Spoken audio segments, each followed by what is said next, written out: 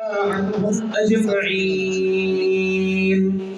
أما بعد فأعوذ بالله من الشيطان الرجيم.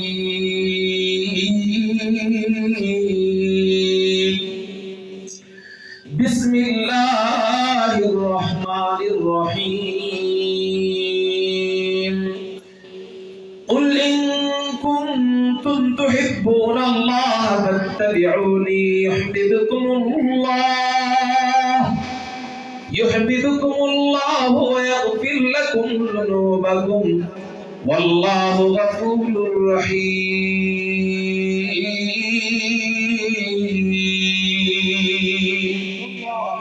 قال سيدنا رسول الله صلى الله عليه وسلم: أحب الله لما يرزقكم من نعمه وأحبوني لحب الله وأحب أهل بيتي لحبي.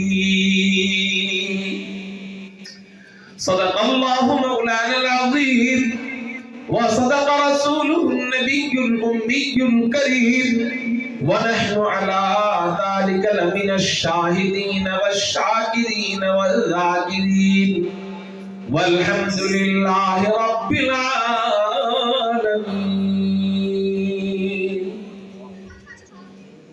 সকলেই মুহাম্মদের সাথে দরুদ ইব্রাহিম পড়ি। আল্লাহুম্মা সাল্লি আলা মুহাম্মাদিন ওয়া আলা আলি মুহাম্মাদ কামা সাল্লাইতা আলা ইব্রাহিম ওয়া আলা আলি ইব্রাহিম ইন্নাকা হামিদুম মাজিদ। আল্লাহুম্মা বারিক আলা মুহাম্মাদিন ওয়া আলা আলি মুহাম্মাদ كما باركت على إبراهيم وعلى آل إبراهيم إنك حميد مجيد. الحمد لله. الله جل جلاله عم نواله দরবারে ভাই ওই দুজনে একটু ধরে মনিটরটা এই জায়গায় মনিটরটা এই জায়গায় আপনারা আমাদের খেলবেন, এটা ওনাদের কাজ। আল্লাহ পাক রব্বুল আলামিন আমাদেরকে জামিয়া মহিউস সুন্নাহ হজমপুর মাদ্রাসা ও এতিমখানার উদ্যোগে আয়োজিত 10ম বার্ষিক ওয়াজ ও দোয়ার মাহফিলে রব্বে কায়নাত রব্বে করিম আমাদেরকে আসার বসার তৌফিক দান করেছেন। সেই জন্য সবাই অন্তরের অন্তঃস্থল থেকে আকাশ পাতাল প্রকম্পিত করে উচ্চ কণ্ঠে শুকরিয়া আদায় করি, চিৎকার দিয়ে বলি আলহামদুলিল্লাহ। মুহতারাম হাজিরিন, আমরা আল্লাহ এবং তার রাসূলের জন্য বসেছি। ইনশাআল্লাহ একটু কষ্ট হলেও বয়ানের শেষ পর্যন্ত আমরা থাকবো তো ইনশাআল্লাহ। আপনাদের থেকে আমার কষ্টটা অনেক অংশে বেশি। কেন বেশি একটু না বললে বুঝবেন না। আপনারা যাতে থাকেন এই জন্য বলবো। যদিও আমার এখানে লেখা আমি বনানী মসজিদের খতিব এবং আমার বাড়ি ঢাকা, কিন্তু আমি এসেছি মূলত সিলেট থেকে। গতকালকে আমার মাহফিল ছিল সিলেট, আবার ঘটনাক্রমে আগামীকালকেও আমার মাহফিল জমিয়তে উলামায়ে ইসলাম বাংলাদেশ এর আমির হযরতুল আল্লাম হযরত মাওলানা জিয়াউদ্দিন হাফিজাহুল্লাহ ওনার মাদ্রাসা সিলেটে, আবার আগামীকালকে ওখানেই হয়। মানে কালকেও সিলেট, গতকালকেও সিলেট, আগামীকালকেও সিলেট, মাঝখানে একদিন এমন ঢাকা যা আবার জামের ঢাকা। কিসের ঢাকা? জামের ঢাকা। যাই হোক, আপনাদের জন্য আমি এত দূর থেকে এত কষ্ট করে টাইম মতো হাজির হয়েছে। 11:30টায় আমার বয়ানের টাইম ছিল। আমি বলেছি চেষ্টা করবো 11টায় থাকা, কিন্তু যানজট কার হাতে? টাইম মতো হাজির হয়েছি, বয়ান শুরু করতেছি। তাহলে বলেন, আপনাদেরকে ঘুম পড়ায় রেখে আমার আবার চলে যেতে হবে আজকেই রাতে সিলেটে, কষ্ট হবে না? আমি যদি এত কষ্ট করতে পারি, আপনারা একটু বসে কষ্ট করতে পারবেন না? এজন্য মাঝখানে থেকে কেউ উঠে আরেকজনকে উঠার প্রতি উৎসাহিত করব।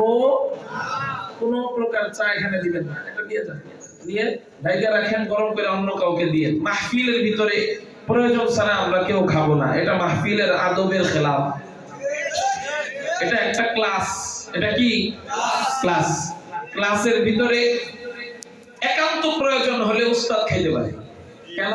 সে কথা বলে তার গলা ব্যথা হয়ে যেতে পারে, গলা ভেঙে যেতে পারে, এই জন্য সে খাইতে পারে। কিন্তু যারা বয়ান শুনি আমরা একটু কষ্ট করে, চা তো খিদার তো আর জিনিস না, একটু পরে খাবো, কি বলেন, বাহিরে যেয়ে খাবো, ঠিক আছে নি?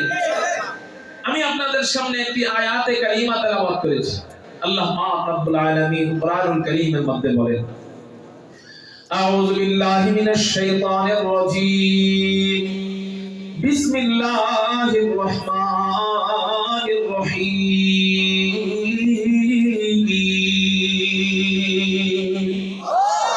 কুল ইন কুনতুম তুহিব্বুনাল্লাহা ফাত্তাবিউনি يحببكم ويغفر لكم ذنوبكم والله غفور رحيم।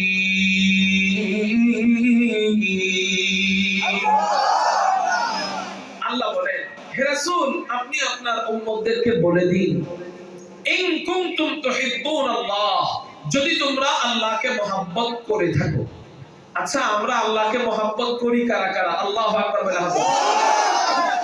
সবাই মহব্বত করি? হাত নামা। আচ্ছা, এখন আল্লাহকে মহব্বত করার প্রমাণ কি? এই যে হাত উঠাইলেন, এটা কি প্রমাণ? এটা তো হাত তো উঠায় আল্লাহকে মহব্বত করি বইলা, কিন্তু নামাজ পড়ে না অনেকে, আছে না নাই? আল্লাহকে মহব্বত করার প্রমাণটা কি? একজন ব্যক্তি আল্লাহকে মহব্বত করে, এটার প্রমাণ হলো আল্লাহ কোরআনেই বলতেছেন, ফাত্তাবিউনি, রাসূল আপনি আপনার উম্মতদেরকে বলুন।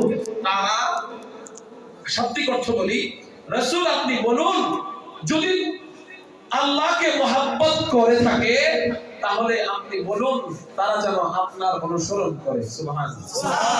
ফাত্তাবিউনি, তোমরা আমার অনুসরণ করো। নবীজি বলেন তোমরা আমার কি করো? অনুসরণ করো। মানে আল্লাহকে অনুসরণ, নবীজিকে অনুসরণ করলে অটো আল্লাহকে ভালোবাসা হয়ে যাবে। সুবহানাল্লাহ।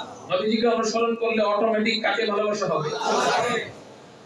মুহতারাম হাজিরিন, নবীজিকে অনুসরণ করলে আল্লাহকে ভালোবাসা হয়ে যাবে। তার মানে আল্লাহকে ভালোবাসার সাইনবোর্ড, প্রমাণ রাসূলের অনুসরণ। যদি কেউ রাসূলের অনুসরণ করে তাহলে সে আল্লাহকে ভালোবাসে। খেয়াল করে মুহতারাম হাজিরিন, অনুসরণ রাসূলের মানে কি? মানে হলো ইত্তেবায়ে সুন্নাহ, নবীজির সুন্নতের অনুসরণ। জোরে বলেন কিসের অনুসরণ? এই সুন্নাত কোন সুন্নাত? সুন্নাত মাগরিবের পরে 2 রাকাত সুন্নাত, ওই সুন্নাত। এখানে এই সুন্নাত দ্বারা উদ্দেশ্য হলো হুজুর আকরাম সাল্লাল্লাহু আলাইহি ওয়াসাল্লামের তরিকা, পদ্ধতি, আইন, আদর্শ। নবীজির আদর্শ মোতাবেক যে ব্যক্তি তার ব্যক্তি জীবন, ব্যবসায়ী জীবন, পারিবারিক জীবন, সামাজিক জীবন, রাষ্ট্রীয় জীবন পরিচালনা করবে, সে সত্যিকার অর্থে আল্লাহকে ভালোবাসে। তাহলে আল্লাহকে ভালোবাসার সাথে শর্ত নবীজির অনুসরণ। সমস্যা হলো আমরা নবীজিকে অনুসরণ করতে চাই না। কেন চাই না? ভালোবাসার কমতি।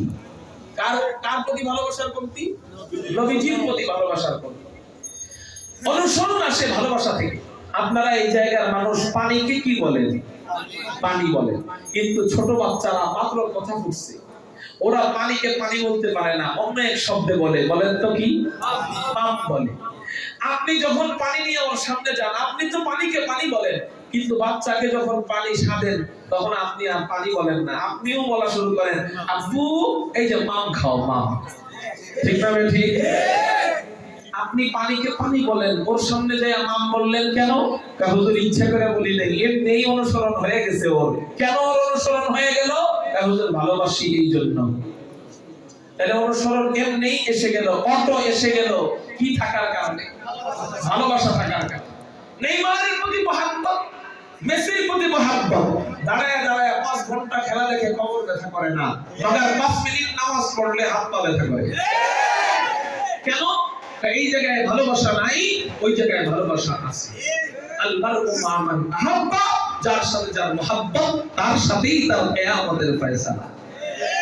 তাইলে অনুসরণ আসবে নবীজির প্রতি ভালোবাসা ঢুকাইতে পারলে। যার দিলে নবীজির ভালোবাসা চলে আসবে, তারে বলা লাগবে না দাড়ি লম্বা করো, এমনিই দাড়ি লম্বা হবে। তারে বলা লাগবে না সন্তানদেরকে দ্বীনি শিক্ষায় শিক্ষিত করার জন্য মাদ্রাসায় ভর্তি করাও। এমনি বাচ্চাদেরকে সন্তান হওয়ার আগেই বিবির সাথে চুক্তি করবে, তোমার আমার কষ্টের সন্তান, এদেরকে আল্লাহর রাস্তায় ভর্তি করাই দিবে। এটা নবীজির প্রতি আল্লাহর প্রতি মহব্বত থেকে এমনি আসবে, জোর কইরা কইরা পরিবারকে পর্দা করাইতে হবে না। আল্লাহর প্রতি মহব্বত পরিবারের ভিতরে ঢুকাই দিলে, রাসূলের প্রতি মহব্বত অন্তরে ঢুকে গেলে তারা এমনি পর্দা করে পরিবার বাসা থেকে বের হবে। তাহলে বোঝা গেল অনুসরণ অনুকরণ আসে ভালোবাসা থেকে। এখন আসেন নবীজিকে আমরা ভালোবাসবো কেন? একটু আগে জানলাম অনুসরণ আসে কোথা থেকে। পয়েন্ট মনে রাখবেন, প্রথমে আমরা জানলাম আল্লাহকে ভালোবাসতে হলে কার অনুসরণ করতে হবে? এবার আসেন অনুসরণ আসে কোন জায়গা থেকে? মহব্বত থেকে। এখন আসেন মহব্বত করব কেন? প্রশ্ন উত্তর হাদিস থেকে দিব, এরপর বিজ্ঞানের আলোকে দেওয়ার চেষ্টা করব ইনশাআল্লাহ। নবীজিকে আমরা মহব্বত করব কেন? নবীজি হাদিসের মধ্যে বলেন, ক্বালা রাসূলুল্লাহ সাল্লাল্লাহু আলাইহি ওয়াসাল্লাম আহিব্বুল্লাহ লিমা ইয়াগলুকুম মিন নি'মাহ ওয়া আহিব্বুনি লিহুব্বিল্লাহ ওয়া আহিব্বু আহলা বাইতি লিহুব্বি। নবীজি বলেন আহিব্বুল্লাহ লিমা ইয়াগলুকুম মিন নি'মাহ, এক নম্বর ভালোবাসা পাওয়ার হকদার হলেন আল্লাহ। চিৎকার দিয়ে বলেন কে? এক নম্বর ভালোবাসা পাওয়ার হকদার হলেন আল্লাহ। কোন মাজারের লেখা বানানো হয়, একমাত্র হকদার আল্লাহ। আহিবুল্লাহ, আল্লাহকে তোমরা ভালোবাসো। কেন ভালোবাসবা? লিমা ইয়াগলুকুম মিন নি'মাহ, আল্লাহ তোমাদেরকে অনেক ধরনের নিয়ামত দিয়েছেন, নিয়ামত রাজি তোমাদের জন্য পূর্ণ করে দিয়েছেন। এই জন্য তোমরা আল্লাহকে এক নম্বরে মহব্বত করবা। এই হলো এক। দুই নম্বর কাকে মহব্বত করবা? নবীজি বলেন আহিব্বুনি লিহুব্বিল্লাহ। দুই নম্বর তোমরা আমি নবীকে ভালোবাসবা। কেন ভালোবাসবা? লিহুব্বিল্লাহ, ওই যে এক নম্বর আল্লাহকে ভালোবাসো, এই জন্য তোমরা আমি নবীকে ভালোবাসবা। একটু চিৎকার দিয়ে বলেন না সুবহানাল্লাহ। তাহলে প্রশ্ন, নবীজিকে ভালোবাসবো কেন? বলে আল্লাহর জন্য ভালোবাসবো। আর একটু প্রশ্ন যদি বাড়ায় দেন, নবীজির অনুসরণ করব কেন? কোরআন থেকে উত্তর পাইলাম আল্লাহর জন্য অনুসরণ করব। এবার আসেন অনুসরণ আসে ভালোবাসা থেকে। এবার প্রশ্ন ভালোবাসবো কেন? উত্তর একই, আল্লাহর জন্য নবীজিকে ভালোবাসবো। গেল কোরআনের উত্তর, হাদিসের উত্তর। এবার আসেন বিজ্ঞানের আলোকে, যুক্তির আলোকে নবীজিকে কেন ভালোবাসবো?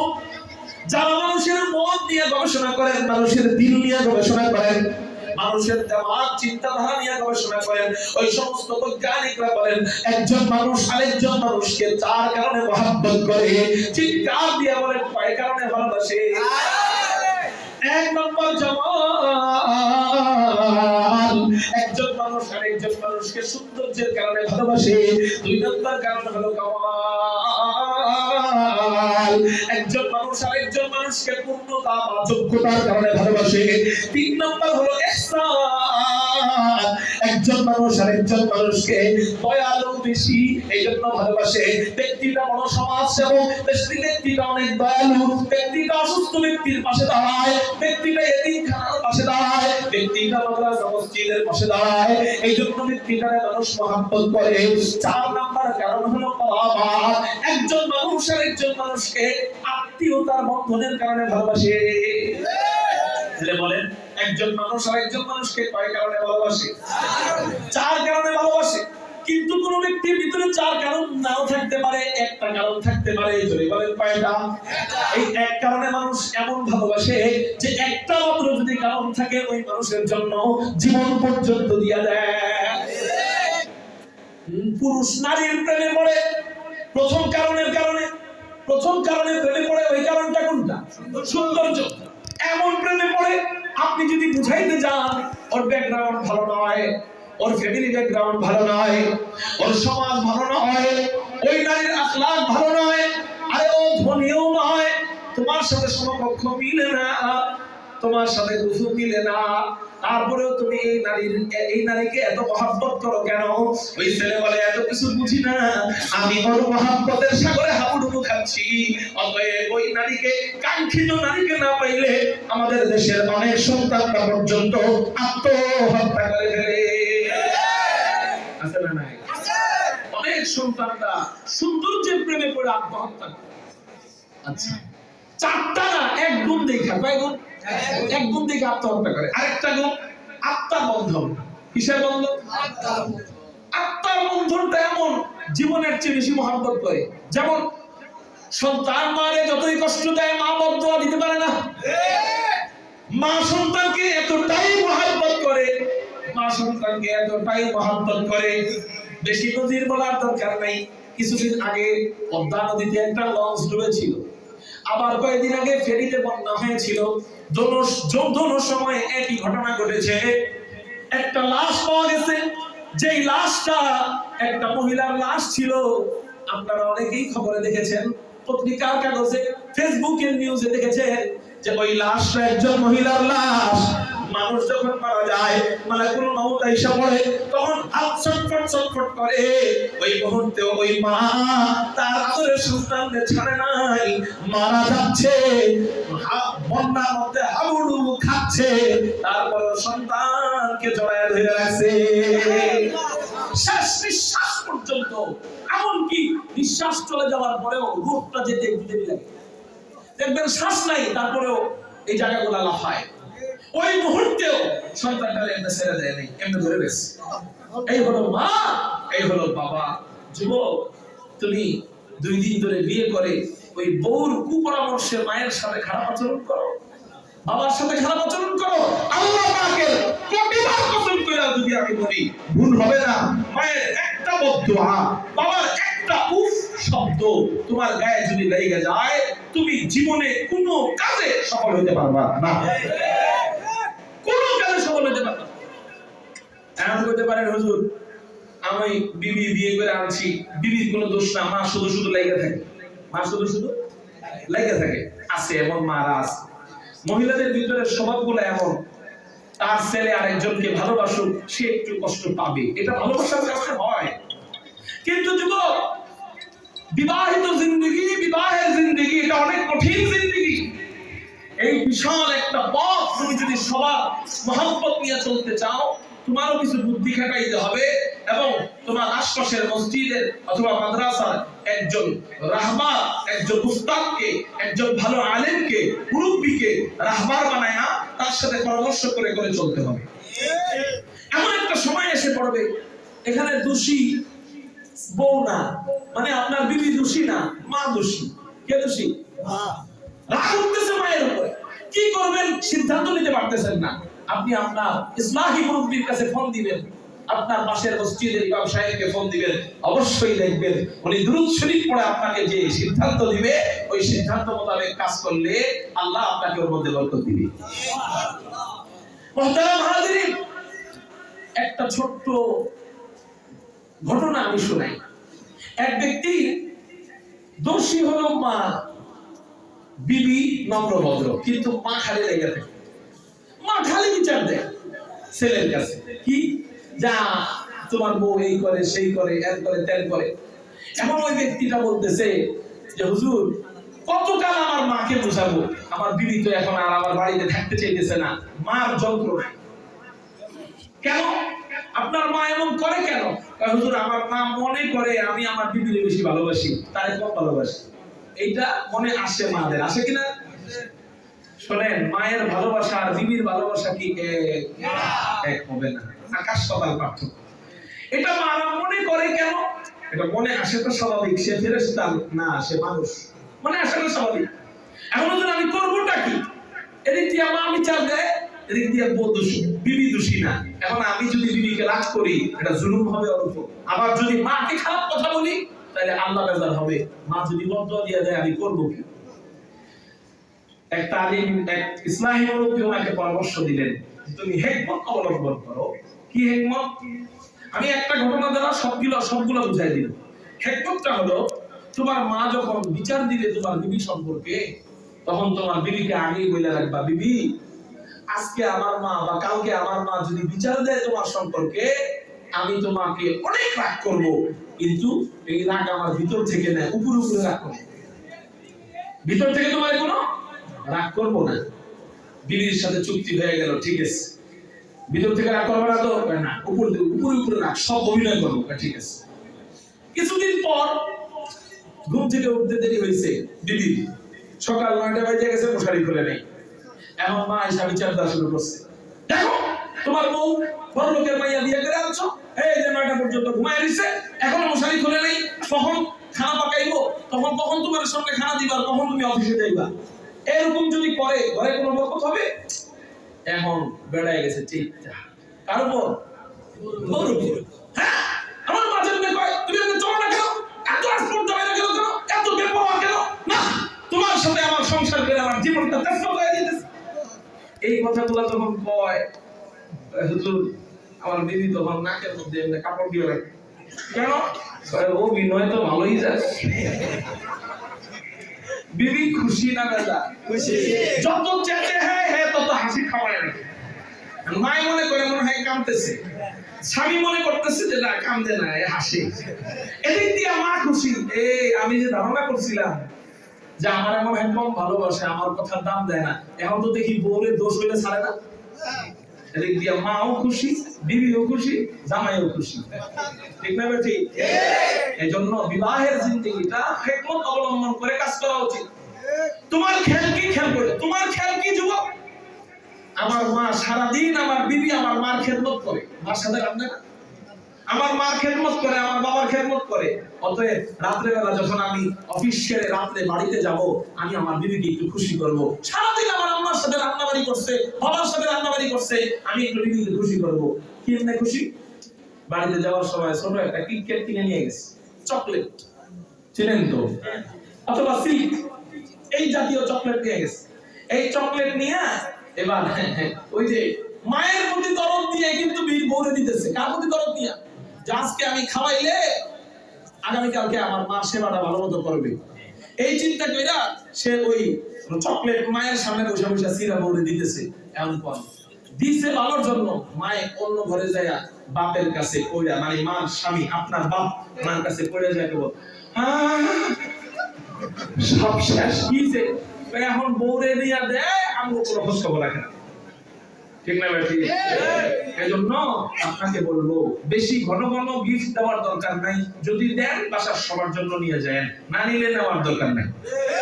একজনের জন্য নিলে আপনার প্রতি তো খারাপ ধারণা করবে, আপনার চিন্তা মনের আর মায়ের চিন্তা তো এক হবে না, ঠিক না বেটি?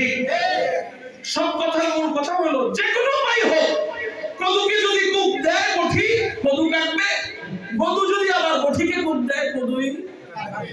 মাকে আপনি, মা ভালো হইলেও যদি ধমক দেন আপনার ক্ষতি, মা খারাপ হইলেও যদি মায়ের সাথে খারাপ আচরণ করেন আপনার ক্ষতি।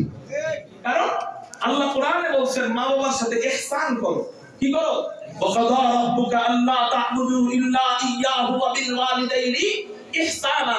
মা বাবার সাথে ইহসান করো। ইহসান কি আর ইনসাফ কি? আল্লাহ বলেন ইনসাফ করো, আল্লাহ বলেন ইহসান করো। ভাই, নবীজির ভালোবাসার আলোচনার ভিতরে মায়ের আলোচনা ঢুকাই যাচ্ছে কেন?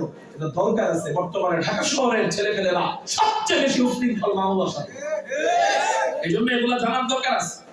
মুহতারাম হাজিরিন, আল্লাহ বলেন এই মা বাবার সাথে ইনসাফ করো, বলছেন ইহসান করো। ইনসাফ কি আর ইহসান কি?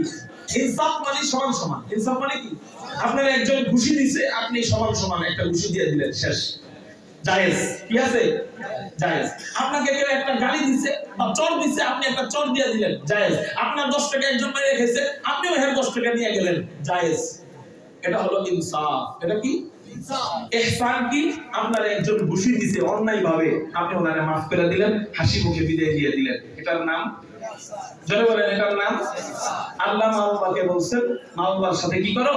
ইহসান করো। অর্থাৎ মা বাবা বুড়া হয়ে যাওয়ার পর তাদের মেজাজ, তাদের চিন্তাধারা আগের মতো থাকে না, কথা বাড়ায় দেয়, খারাপ আচরণ শুরু করে দেয়। বিবাহের পরে বেশিরভাগ সময় মা বাবারা ভুল বুঝাবুঝি করে ছেলের ক্ষেত্রে। অতএব ইনসাফ হলো, মা তোমাকে রাগ করলে তুমিও রাগ করবা, বাবা তোমাকে রাগ করলে তুমিও রাগ করবা, মা ভুল করলে তুমিও রাগ করবা। এটা হলো ইনসাফ। কিন্তু আমি আল্লাহ ইনসাফের কথা বলি নাই, এখানে আমি আমার আল্লাহ বলছি ইহসান। মা বাবা যদি ভুল বুঝে তোমাকে রাগও হাসি মুখে কথা বলবা। কথা বুঝতে পারছেন?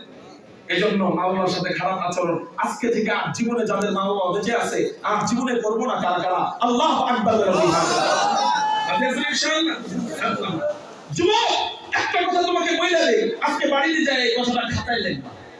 খাতায় লেখা রাখবা, যত্ন করে রাখা দিবা, ইনশাআল্লাহ সুম্মা ইনশাআল্লাহ। এটা পরবর্তীতে আমার কথাটা মিলাইও, যদি মিল পাও, মিল না পাও আমাকে ফোন দিয়ে দুটো গালি দিও। কি মায়ের দোয়া নিয়া, বাবার দোয়া নিয়া তুমি যদি ব্যবসা করো, এক নাম্বার ব্যবসায়ী আল্লাহ তোমাকে বানাবে। চাকরিজীবী হও, এক নাম্বার চাকরিজীবী আল্লাহ বানাবে। মায়ের দোয়া নিয়া, বাবার দোয়া নিয়া যাই করবা, আল্লাহ তোমাকে এক নাম্বারে রাখবে। মায়ের দোয়া নিয়া, বাবার দোয়া নিয়া যদি ইমাম হও, তোমাকে ইমামুল আইম্মা আল্লাহ বানাবে। মুহাদ্দিস হও, ইমামুল মুহাদ্দিসিন বানাবে। খতিব হও, খতিবুল খুতাবা আল্লাহ তোমাকে বানাবে।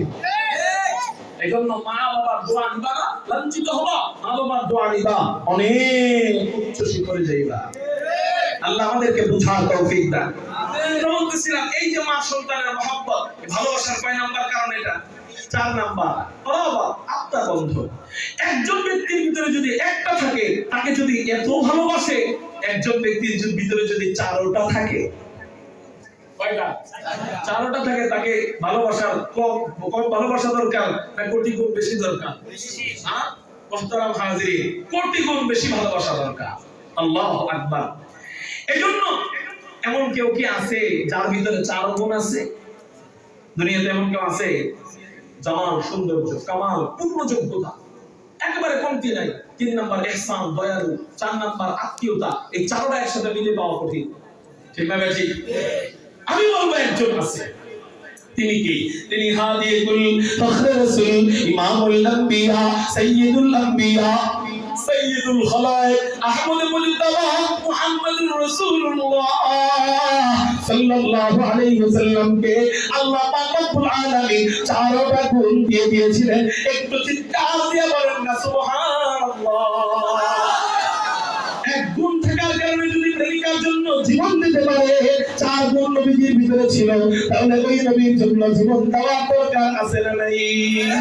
ওই নবীকে জীবন দিয়ে মহব্বত করার দরকার আছে না নাই? 1 নম্বর গুণ হলো জামাল, সৌন্দর্য।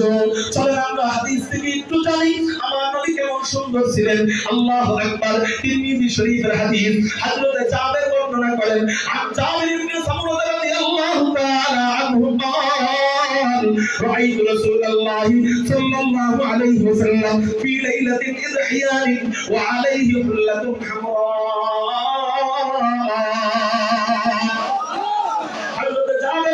আমি হুজুর সাল্লাল্লাহু আলাইহি ওয়াসাল্লামকে চাঁদের রজনীতে লাল দুরাকার কাপড় পরিহিত অবস্থায় আমি নবীজিকে দেখতে পাইলাম। আমার ভিতরে এই কথা জাগ্রত হলো, সব সময় চাঁদ আলাদা পাই, নবীজিকে আলাদা পাই। আকাশের পূর্ণিমার চাঁদকে আলাদা পাই, নবীজিকে আলাদা পাই। আজকে দুজনকে একসাথে পেয়ে গেছি, আসমানের চাঁদও পেয়ে গেছি, নবীজিকেও পেয়ে গেছি। জমিনের চাঁদ মুহাম্মদুর রাসূলুল্লাহ সাল্লাল্লাহু আলাইহি ওয়াসাল্লামকে পেয়ে গেছি, আসমানের চাঁদ পূর্ণিমার চাঁদও পেয়ে গেছি। এবার আমি একটু মিলাবো, মিলিয়ে দেখবো আসমানের পূর্ণিমার চাঁদ বেশি সুন্দর না জমিনের চাঁদ মুহাম্মদুর রাসূলুল্লাহ সাল্লাল্লাহু আলাইহি ওয়াসাল্লাম বেশি সুন্দর। এই নিয়তে হযরত জাবের বলেন, ফাজআলতু আনজুরু ইলাইহি ওয়া ইলাল কমার। আমি একবার নবীজির দিকে তাকাইলাম, আরেকবার আসমানের চাঁদের দিকে তাকাইলাম, একবার নবীজির দিকে তাকাইলাম, আরেকবার আসমানের চাঁদের দিকে তাকাইলাম। এরকম করে করে কয়েকবার করার পর আমি সিদ্ধান্ত নিতে বাধ্য হলাম, লাহু ইনদি আহসানু মিনাল কমার। আমার কাছে মনে হলো আসমানের পূর্ণিমা চাঁদের চেয়েও জমিনের চাঁদ মুহাম্মদুর রাসূলুল্লাহ সাল্লাল্লাহু আলাইহি ওয়াসাল্লাম কোটি কোটি কোটি কোটি গুণ বেশি সুন্দর। একটু চিৎকার দিয়ে বলেন না সুবহানাল্লাহ। এই জন্য নবীজির বিবি হযরত আম্মাজান আয়েশা নবীজিকে নিয়ে কবিতা গায়, লানা শামসুন ওয়ালিল আফাকি শামসুন, লানা শামসুন ওয়ালিল আফাকি শামসুন, ওয়া শামসি খায়রুম মিন শামসিস সামাই, ফা ইন্নাশ শামসা তাতলু বা'দা ফাজরি, ফা ইন্নাশ শামসা তাতলু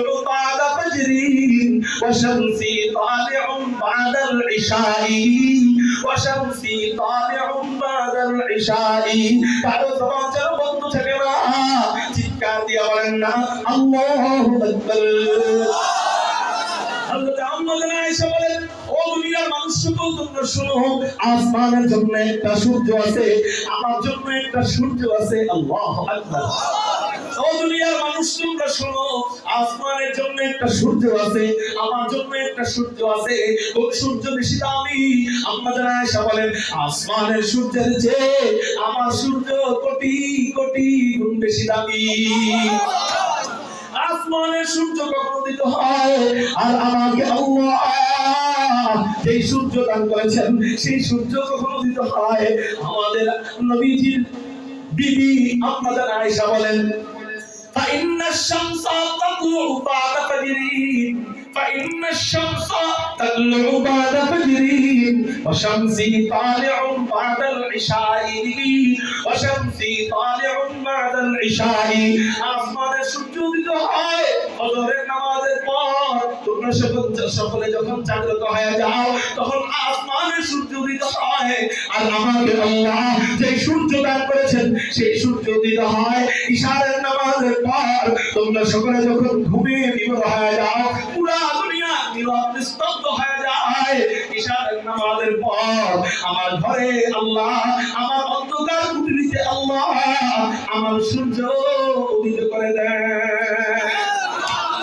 এই হলো বিবির কথা আপনারা বলতে পারেন বিবিরা স্বামীর প্রশংসা তো করবেই আমি বলবো শুধু বিবিরা না নবীজির কবি হযরত হাসান বিন সাবিত নবীজির কাছে এসে বলেন ইয়া রাসূলুল্লাহ ইয়া হাবিবাল্লাহ আপনার চেহারা নিয়ে আপনার সৌন্দর্য নিয়ে আমি একটা কবিতা বানাইছি বুলবুলি কবিতা হাসান বিন সাবিত কে নবীজি বলেন বড় কবিতা হাসান বিন সাবিত কবিতা বলেন আহসানু মিনকা লাম তারাকাতু আইনি ওয়া আজমালু মিনকা লাম তালিদিন নিসাউ খুলিকতা মুবাররাআন মিন কুল্লি আইবিন কাআন্নাকা কাদ খুলিকতা কামা তাশাউ হাসান বিন সাবিত বলেন রাসূলুল্লাহ আমার এই দুই চোখ আপনার চেয়ে সুন্দর কোন পুরুষ কখনো দেখে নাই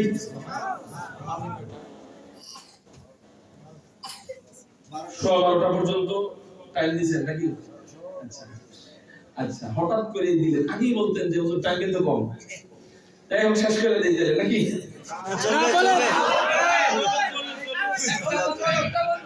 এই শুনে বেশি রাত করবো না আমার একটা স্টেশনে যাই নাকি হযরতে হাসান বিন সাবিত বলেন ও রাসূল ওয়া আহসানু মিনকা লাম তারাকাতু আইনি ওয়া আজমালু মিনকা লাম তালিদিন নিসাউ ওয়া রাসূল আমার এই দুই চোখ আপনার চেয়ে সুন্দর কোন পুরুষ কখনোই দেখে নাই এরপর কি কয় ওয়া আজমালু মিনকা লাম তালিদিন নিসাউ ওয়া রাসূল আপনার চেয়ে সুন্দর আকর্ষণীয় মনোমুগ্ধকর কোন শিশু আজ পর্যন্ত পৃথিবীর কোন মা জন্ম দিতে পারে নাই এজন্যই তো নবীজির মা হযরত আমেনা নবীজি ভূমিষ্ঠ হওয়ার পর চিন্তিত হয়ে গেছিলেন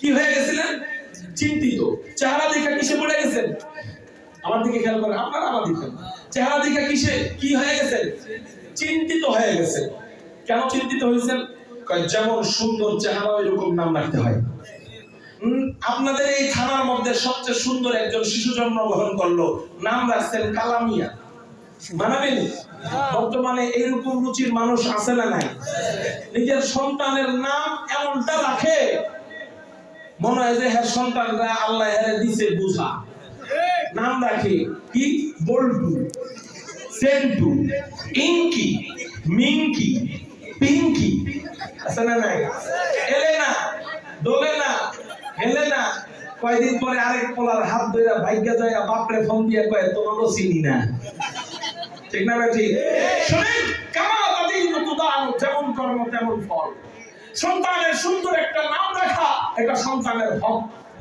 সন্তানকে দ্বীনি শিক্ষায় শিক্ষিত করার জন্য কমপক্ষে কোরআন শরীফ পড়ানো জরুরি মাসালা মাসায়েল মাদ্রাসায় শিক্ষা দেওয়া এটা সন্তানের হক আপনি সন্তানের হক মাইরা খাইলেন বড় হওয়ার পর আপনি বুড়ো হয়ে গেছেন তখন আপনি আশা করেন সন্তান আপনার হক নষ্ট করবে না আর খালি বদদুয়া দিবেন ওই বদদুয়ায় কোনো কাজ হবে না আপনি সন্তানের হক নষ্ট করেন না সন্তান আপনার হক নষ্ট করবেন। আপনি সন্তানের হক নষ্ট করেন, ঐশীর বাবা তো ঐশীর বাবারে কি দেয়? জোরে বলেন কি দেয়? জবই দেয়, জবই। ঐশীর বাবারে জবই দেয়। আপনি আপনার সন্তানের হক নষ্ট করছেন, মাদ্রাসায় পড়ান নাই, দ্বীনি শিক্ষা শিখান নাই, নামটা সুন্দর রাখে নাই, আপনারা যে জবাই দেয় না, এই জন্য প্রতিদিন শুকরানা 2 রাকাত নামাজ পড়েন। ঠিক নেই? আল্লাহ আমাদের সন্তানদেরকে দ্বীনি শিক্ষায় শিক্ষিত করার জন্য এই যে জামিয়া মহিউস সুন্নাহর মতো মাদ্রাসায় ভর্তি করার তৌফিক দান করুন। আমিন। সন্তানের হকগুলোর মধ্যে একটা হক দ্বীনি শিক্ষায় শিক্ষিত করা, আরেকটা হক সুন্দর একটা নাম। ওই সময় চলতেছিল সাহিত্যিকের জামানা। হযরত আমেনা চিন্তা করলেন, যেমন আমার সন্তানের চেহারা ওইরকম তো নামও রাখতে হবে, না হলে মানুষ নাক ছিটকাবে। এই জন্য নবীজির চেহারার সামনে যেই নাম ওই আনেন, ওই নামই বেমানান হয়ে যায়, কোনো নাম মানায় না। কেন? আমি আমার শিশুর চেহারার দিক তাকাইলাম, তাকানোর পর দেখলাম চেহারাটা মুহাম্মদ, নাকের দিক তাকাইলাম, নাকটা মুহাম্মদ, রূপের দিক তাকাইলাম, ঠোঁটটা মুহাম্মদ। মুহাম্মদ কোন অর্থে? নামের অর্থে না, গুণের অর্থে। মুহাম্মদ শব্দের অর্থ প্রশংসিত। অর্থ কি? আমি আমার শিশুর নাকের দিক তাকাইলাম, নাকটা মুহাম্মদ, মানে হলো নাকটা প্রশংসিত। আমার শিশুর হাসির দিক তাকাইলাম, হাসিটাও মুহাম্মদ। কান্নার দিক তাকাইলাম, কান্নাটাও মুহাম্মদ। চোখের দিক তাকাইলাম, চোখটা মুহাম্মদ। চাহনির দিক তাকাইলাম, চাহনিটা মুহাম্মদ। ভুরুর দিক তাকাইলাম, ভুরুটা মুহাম্মদ। কপালের দিক তাকাইলাম, কপালটাও মুহাম্মদ। মাথার দিক তাকাইলাম, মাথাটাও মুহাম্মদ। চুলের দিক তাকাইলাম, চুলটা মুহাম্মদ। কাঁধের দিক তাকাইলাম, কাঁধটা মুহাম্মদ। সিনার দিক তাকাইলাম, সিনাটাও মুহাম্মদ। উরুর দিক তাকাইলাম, উরুটা মুহাম্মদ। হাত পায়ের দিক তাকাইলাম, হাত পাটা মুহাম্মদ। হযরত আমেনা আল্লাহকে বলেন, আল্লাহ তুমি আমাকে কেমন শিশু দান করলা, যেই শিশুর সব কিছু মুহাম্মদ। এমন দামি শিশু, এমন হাই কোয়ালিটি শিশুর নাম আমি কি রাখতে পারি? আল্লাহ পাক রব্বুল আলামিন হযরত আমেনার অন্তরে ঢাইলা দিলেন, ও আমেনা রে, এমন দামি শিশুর নাম অন্য কিছু রাখার দরকার নাই। যেই শিশুর আপাতমস্তক মুহাম্মদ, ওর নাম আর আলাদা রাখবা কেন? ওর নামটাও রাইখা দাও মুহাম্মদ। এমন সুন্দর একটা নাম রাখছে, মক্কার কাফের মুশরিকরা নবীজির চেহারার ভুলও যেমন কেউ ধরতে পারত না, নবীজির নামের ভুলও কেউ ধরতে পারত না। অনেক লম্বা বয়ান আছে নাম নিয়ে, আমি ওই দিকে যাব না। শুধু এতটুকু বলি, আল্লাহ নবীজির চেহারার মতো করে এমন একটা নাম লাগছে যে সারা দুনিয়ায় এত সুন্দর নাম আল্লাহ কাউকে দেন নাই। এমনকি নবীজির বংশধর যদি আপনি দেখেন, নবীজির বংশধারা বর্ণনা করলে ওখানেও খুঁজে পাবেন না আমার নবীর নামের যে সুন্দর কারণা। যেমন সংক্ষিপ্ত ভাবে আমি বংশধারা বর্ণনা করতেছি। আমাদের নবীর নাম মুহাম্মদ, তার পিতার নাম আব্দুল্লাহ, তার পিতার নাম আব্দুল মুত্তালিব, তার পিতার নাম হাশিম, তার পিতার নাম আব্দ মানাফ, তার পিতার নাম কুসাই, তার পিতার নাম কিলাব, তার পিতার নাম মুররা, তার পিতার নাম কাব, তার পিতার নাম লুই, তার পিতার নাম খালিদ, তার পিতার নাম ফিহর, তার পিতার নাম মালিক, তার পিতার নাম নসর, তার পিতার নাম কিনানা, তার পিতার নাম খুজাইমা, তার পিতার নাম মুদরিকা, তার পিতার নাম ইলিয়াস, তার পিতার নাম মুদার, তার পিতার নাম নিসার, তার পিতার নাম মাআদ, তার পিতার নাম আদনান, তার পিতার নাম উবাদা, তার পিতার নাম মুকাবিল, তার পিতার নাম নাহুদ, তার পিতার নাম তাইরাহা, তার পিতার নাম ইয়াউব, তার পিতার নাম ইয়াসজুব, তার পিতার নাম নাবিদ, তার পিতার নাম হযরত ইসমাঈল, তার পিতার নাম আবুদা হযরত ইব্রাহিম আলাইহিস সালাতু ওয়াস সালাম। এর মধ্যে দেখবেন না আমার নবীর নামের যে সুন্দর কারণ নাম নাই, যেমন তার চেহারা তেমন তার নাম। এই জন্যই তো নবীজি বলেন, হযরত হাসান বলেন, ওয়া আজমালু মিনকা লাম তালিদিন নিসাউ, রাসূলে আপনার যে সুন্দর কোন শিশু আজ পর্যন্ত কোন মা জন্ম দিতে পারে নাই, এমনকি কিয়ামত পর্যন্ত কখনো পারবেও না। আল্লাহু আকবার। আস্তে আস্তে। এজন্যই শেষ কথা আরেকটা হাদিস বলে আমার বয়ান শেষ করব ইনশাআল্লাহ। আপনারা বলতে পারেন হুজুর আওয়ামী লীগের নেতার প্রশংসা আওয়ামী লীগরা তো করবেই, বিএনপির নেতার প্রশংসা বিএনপিরা তো করবেই। আওয়ামী লীগের নেতার প্রশংসা তো আর বিএনপি করে না, বিএনপির নেতার প্রশংসা তো আর আওয়ামী লীগ করে না। হুজুর আপনাদের লিডার মুহাম্মদুর রাসূলুল্লাহ সাল্লাল্লাহু আলাইহি ওয়াসাল্লামের প্রশংসা আপনারা মুসলমানরা তো করবেনই। কোন কাফের মুশরিক তো নবীজির প্রশংসা করবে না, প্রশ্ন হইতে পারে, ঠিক না? আমি বলবো মাইন্ড ইউর চেঞ্জ, এখানে আপনার মাইন্ডটাকে একটু পরিবর্তন করেন। আমার নবীকে অন্য নেতার সাথে মিলাইলে চলবে না, আমার নবীজিকে অন্য নেতার সাথে মিলাইলে চলবে না। আমার নবীজির যাহার প্রশংসা তৎকালীন জামানার বহু কাফেররা, বহু মুশরিকরা, বহু ইহুদিরা, বহু মুসলিমরা শুধু নবীজির চেহারা দেখা সৌন্দর্যের প্রেমে পড়া কালেমা পড়া মুসলমান হয়ে গেছে। এই ব্যাপারে কমপক্ষে 10টা হাদিস আমার মুখস্থ আছে, মাথায় আছে, আজকে বলবো না, একটা হাদিস। তিরমিজি শরীফের হাদিস, হযরত আব্দুল্লাহ ইবনে সালাম বর্ণনা করেন। আব্দুল্লাহ ইবনে সালামকে ইহুদিদের পণ্ডিত, ইহুদিদের আলেম, ওনার নাম আব্দুল্লাহ ইবনে সালাম। উনি যখন চিন্তা করলেন আন আব্দুল্লাহ ইবনে সালাম রাদিয়াল্লাহু তাআলা আনহু قال لما قدم رسول الله صلى الله عليه وسلم المدينة انجفل الناس إليه قيل قدم رسول الله صلى الله عليه وسلم عرفت أن وجهه ليس بوجه كذاب। হযরত আব্দুল্লাহ তখন মুসলমান হন নাই, উনি ইহুদিদের আলেম ছিলেন।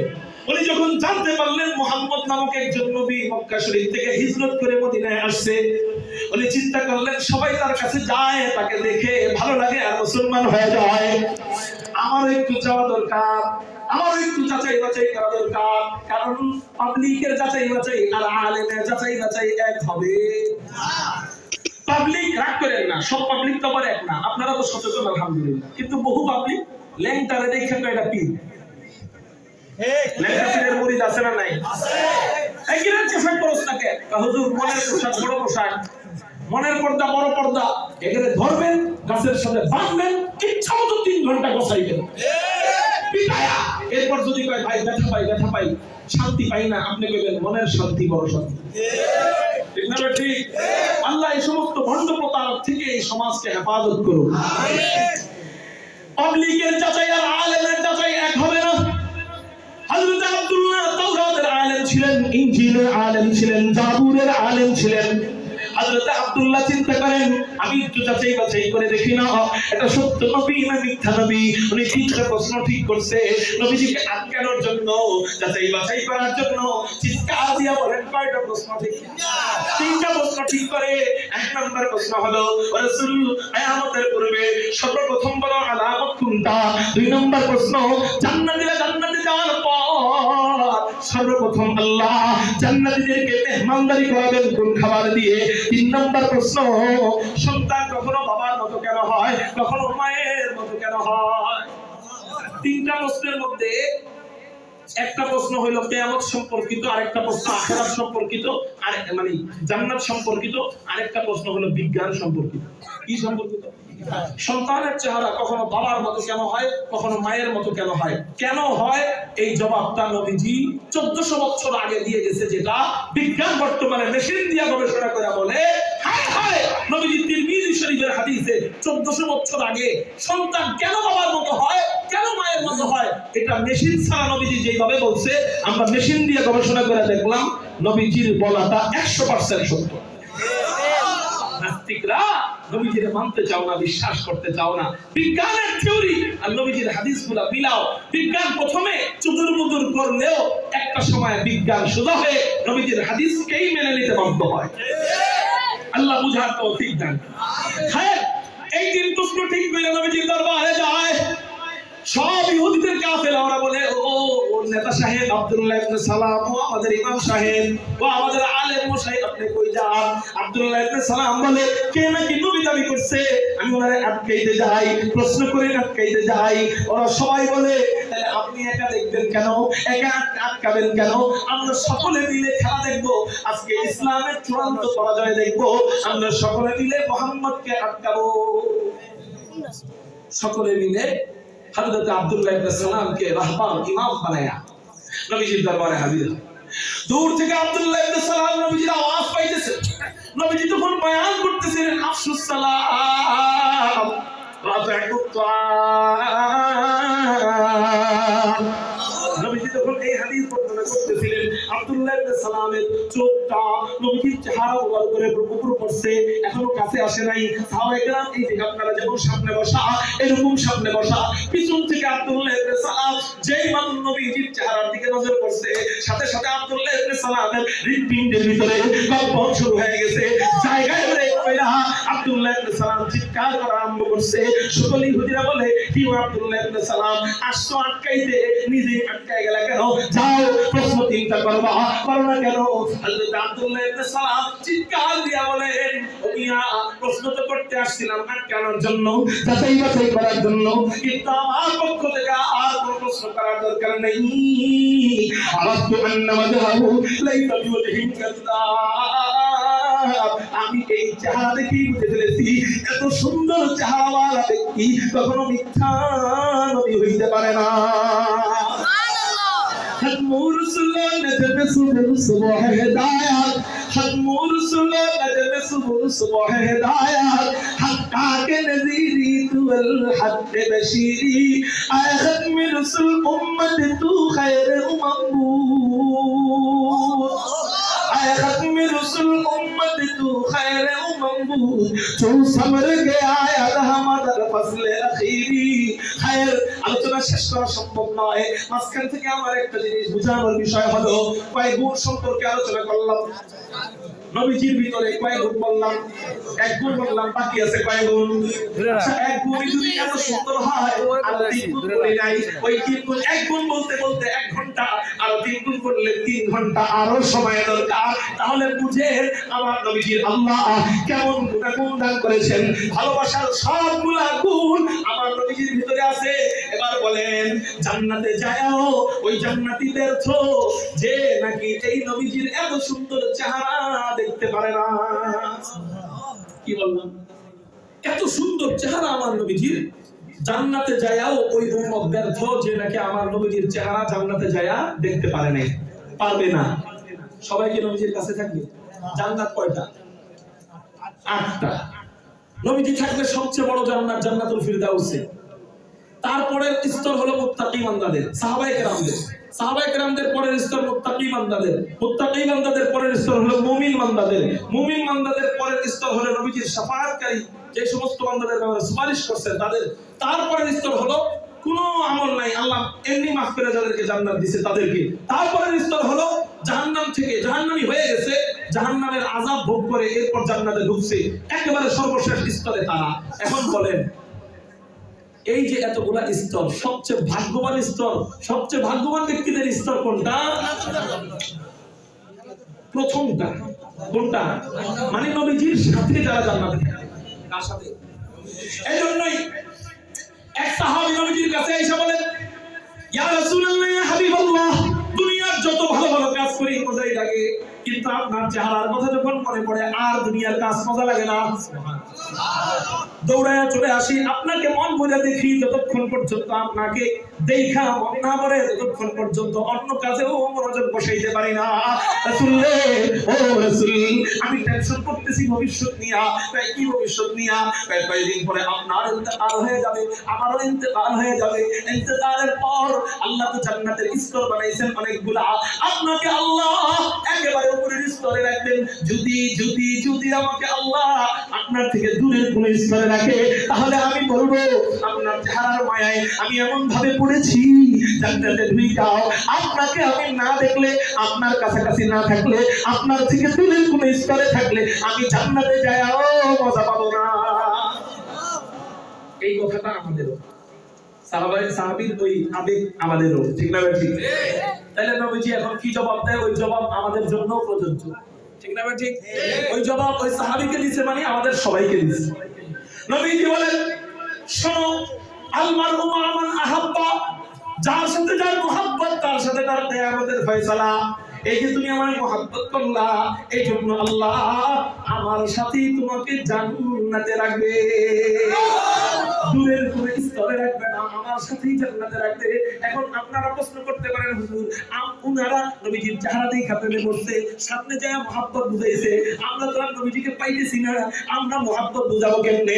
নবীজি বলেন, আমাদের মুহাব্বত বুঝানোর পদ্ধতি হাদিসের মধ্যে নবীজি জানাই গেছে, মান আহাব্বা সুন্নতি, সুবহানাল্লাহ। মান আহাব্বা সুন্নতি ফাকাদ আহাব্বানি ওয়া মান আহাব্বানি কানা মাই ফিল জান্নাহ। নবীজি বলেন, তোমরা যারা আমাকে দেখো না, আমাকে না দেখে ভালোবাসো, আমাকে ভালোবাসার রাস্তা আমি দিয়ে গেলাম, আমার সুন্নতকে দিয়ে ভালোবাসে, সে অটো আমাকেই ভালোবাসলো।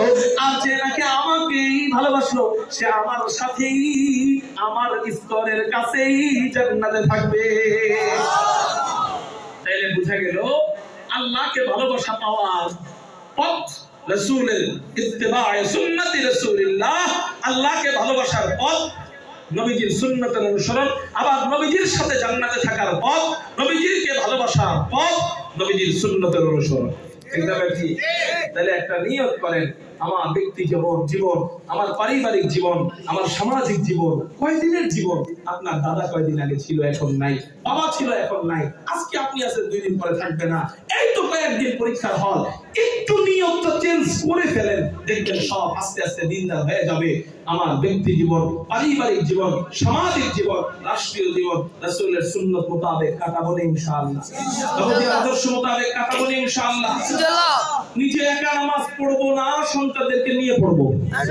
ফজরের সময় সবাইকে জাগায় দিব, সবাইকে নামাজে দাঁড় করায়া ওযু করতে ঢুকায়া এরপর মসজিদে আসবো। ঠিক আছে না ইনশাআল্লাহ? ভাত খাওয়ার আগে হাত ধোয়া যেমন সন্তানকে জরুরি ভাবে শিখাইছেন, আপনি যদি সন্তানকে শিখাইতেন ভাত খাওয়ার পরে হাত জামায় মুছতে হয়, ও কিন্তু জামাই মুছতো। আপনি শিখাইছেন ভাত খাওয়ার পরে হাত সাবান দিয়ে ধুইতে হয়, এজন্য সাবান দিয়ে ধোয়। আপনি এরকম সন্তানকে শিখান যে টয়লেটে ঢোকার আগে সুন্নত আছে, এটা করতেই হবে। ওই যে ভাত খাওয়ার পরে যেমন সাবান দিয়ে হাত ধোয়, ও ওইরকম প্রত্যেকটা সুন্নত অটোমেটিক করবে আপনি যদি শিখান। এরকম যদি হয়, ওই ঘরটা আল্লাহওয়ালাদের ঘর হয়ে যাবে। স্কুলে পড়েন আমি না করি না, কলেজে পড়েন আমি না করি না, কিন্তু রাসূলের সুন্নতগুলো ফলো করে আপনি জীবন যাপন করেন, আপনি ডাক্তার ইঞ্জিনিয়ার হয়েও আল্লাহকে পেয়ে যাবেন। ঠিক আছে না ইনশাআল্লাহ? এজন্য আল্লাহ যেই কয়টা কথা বললাম আমাদেরকে বুঝবার, আমল করবার তৌফিক দান করুন বলি আমিন। মুহতারাম হাজিরিন, শেষ কথা, কেউ উঠবেন না, মনোজাত হয়ে যাবে, একেবারে শেষ কথা। বর্তমানে সুন্নতের নৌকা, রাগ করেন না, কষ্ট পায়েন না, নূহ আলাইহিস সালামের কিস্তির ভূমিকা পালন করতেছে, নূহ আলাইহিস সালামের নৌকার ভূমিকা পালন করতেছে বর্তমানে কওমি মাদ্রাসা। হুজুর আলিয়া মাদ্রাসা কি খারাপ? আমি বলবো না, শিক্ষা খারাপ না, কিন্তু তাদের রুটিনটা সুবিধা না। রুটিন কেমন? সকালে ক্লাসে যায়, পুরুষ নারী একসাথেই ক্লাস করে, আবার রাত্রে বেলা বাড়িতে চলে যায়, গেল, পুরুষের কণ্ঠ নারী শুনলো, নারীর কণ্ঠ পুরুষ শুনলো, পুরুষের কণ্ঠ শুনলো, অসুবিধা নাই, কিন্তু অনর্থক নারীর কণ্ঠ বসে বসে শুনলো, নারীর কণ্ঠের পর্দা আছে না নাই? তারপরে অনেক আলিয়া মাদ্রাসায় চেহারা চুল খুলে ক্লাস করতে যায়, ওই সুন্নাত অনুযায়ী চলার পরিবেশ ওখানে হয়ে ওঠে না। এরপরে রাত্রেবেলা আবার বাড়িতে যায় শয়তানের বস্তা আছে হাতের মধ্যে, আইফোন, স্ক্রিন টাচ মোবাইল আছে না নাই? এরপর টিভি তো 36 ইঞ্চি 42 ইঞ্চি, বর্তমানে ইঞ্চি খালি বাড়ায়, আছে না নাই? এই আসেন পরিবেশের কথা, শিক্ষার কথা খারাপ বলে নাই। স্কুল হোক, কলেজ হোক, আলিয়া হোক, শিক্ষা ভালো, যদি দিয়েই শিক্ষা, মানে দিনের বিরোধী কোনো শিক্ষা না হয়, ওই বান্দরতন্ত্র, মুরগি চোরাদের শিক্ষা, এগুলো যদি না হয় তাহলে ভালো। কিন্তু আপনি এখন দেখেন, আপনি স্কুল কলেজে পড়ে কেমনে চলেন, আর একটা মাদ্রাসা ছাত্র যখন মাদ্রাসায় ঢুকে, কয় মাস ধরে বাড়িতে যাও, কয় সপ্তাহ ধরে যাও না, 3 সপ্তাহ ধরে উস্তাদরা জোর করে রাখতেছে না, তুমি ইচ্ছা করে থাকতেছো? মাশাআল্লাহ। এই 3 সপ্তাহের ভিতরে কয়বার মোবাইল নেওয়ার সুযোগ পেয়েছো? একবার পাও নাই?